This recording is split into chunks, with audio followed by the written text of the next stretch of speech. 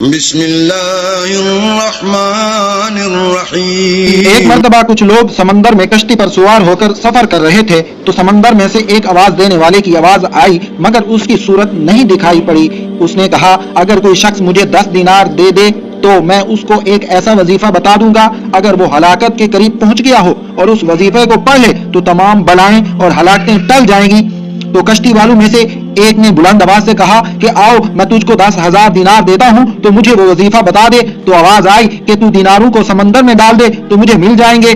چنانچہ کشتی والے نے 10,000 دیناروں کو سمندر میں ڈال دیا تو اس غیبی آواز والے نے کہا وہ وظیفہ وَمَن يَتَّقِ اللَّهَ آخر آیت تک ہے، تجھ پر جب کوئی مصیبت پڑے تو اس کو پڑھ لیا کرو۔ یہ سن کر کشتی کے سب سواروں نے اس کا مذاق اڑایا اور کہا کہ تو نے 10,000 دیناروں کی کثیر دولت ضائع کر دی۔ تو اس نے جواب دیا کہ ہرگز میں نے اپنی دولت کو ضائع نہیں کیا ہے اور مجھے اس میں کوئی شبہ نہیں ہے کہ یہ قرآن شریف کی آیت ضرور نفع بخش ہوگی۔ اس کے بعد چند دن کشتی چلتی رہی، پھر اچانک طوفان کی موجوں میں کشتی ٹوٹ کر بکھر گئی اور سوائے اس آدمی کے کشتی کا کوئی آدمی بھی زندہ نہیں بچا۔ یہ کشتی کے ایک تختے پر بیٹھا ہوا سمندر میں بہتا چلا جا رہا تھا، یہاں تک کہ ایک جزیرے میں اتر پڑا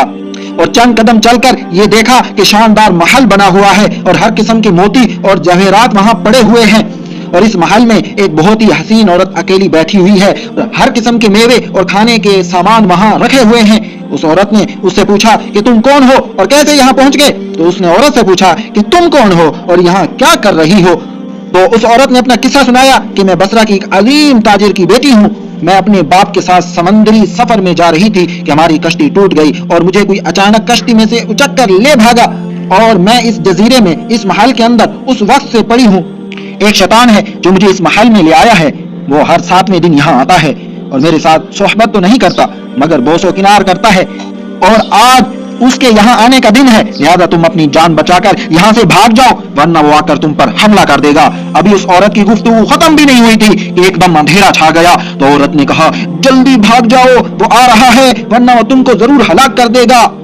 چنانچہ وہ آ گیا اور یہ شخص کھڑا رہا مگر جو ہی شیطان اس کو دبوچنے کے لیے آگے بڑھا تو اس نے وَمَن يَتَّقِ اللَّهَ کا وظیفہ پڑھنا شروع کر دیا تو شیطان زمین پر گر پڑا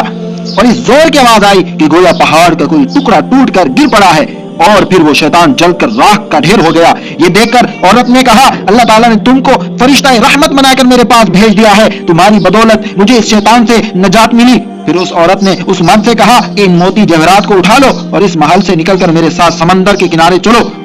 اور کوئی کشتی تلاش کر کے یہاں سے نکل چلو۔ چنانچہ بہت سے موتی اور جواہرات اور پھل وغیرہ کھانے کا سامان لے کر دونوں محل سے نکلے اور سمندر کے کنارے پہنچے تو ایک کشتی بصرہ جا رہی تھی،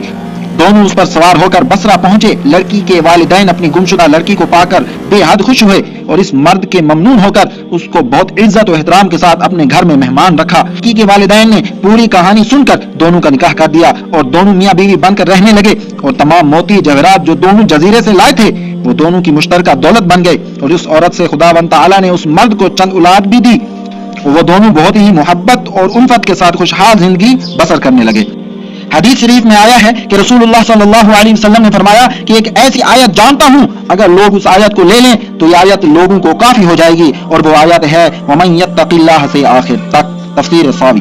اس واقعے سے معلوم ہوا کہ اعمال و وظائف قرآنی میں بڑی بڑی تاثیرات، مگر شرط یہ ہے کہ عقیدہ درست ہو اور اعمال کو صحیح طریقے سے پڑھا جائے اور زبان گناہوں کی آلودگی اور لقمہ حرام سے محفوظ اور پاک صاف ہو اور عمل میں اخلاص نیت اور شرائط کی پوری پابند بھی ہو تو انشاءاللہ تعالی قرآن اعمال سے بڑی بڑی اور عجیب تاثیرات کا ظہور ہوگا، جس کی ایک مثال آپ نے